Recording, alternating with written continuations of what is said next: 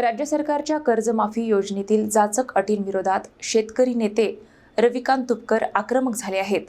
जळगाव जामोद येथे कर्जमाफीच्या GRची होळी करत त्यांनी सरसकट कर्जमुक्ती आणि हक्काच्या पीक विम्यासाठी राज्यव्यापी आंदोलनाचा इशारा दिला. बुलढाणा जिल्ह्यातील जळगाव जामोद येथे क्रांतिकारी शेतकरी संघटनेच्या वतीने शेतकरी नेते रविकांत तुपकर आणि अक्षय पाटील यांच्या नेतृत्वात राज्य सरकारच्या कर्जमाफी विरोधात आंदोलन करण्यात आले. यावेळी कर्जमाफीच्या शासन निर्णयाची होळी करून तहसील कार्यालयावर मोर्चा काढण्यात आला. यावेळी बोलताना रविकांत तुपकर यांनी सरकारवर जोरदार टीका केली.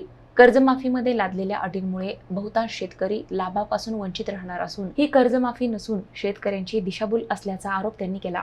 सरसकट कर्जमुक्ती, संपूर्ण सातबारा कोरा करणे आणि शेतमालाला हमीभाव देण्याची मागणी त्यांनी केली.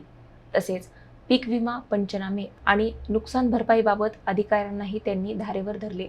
शेतकऱ्यांच्या प्रश्नांवर तातडीने निर्णय न झाल्यास राज्यभर तीव्र आंदोलन उभारण्याचा इशाराही यावेळी तुपकर यांनी दिला.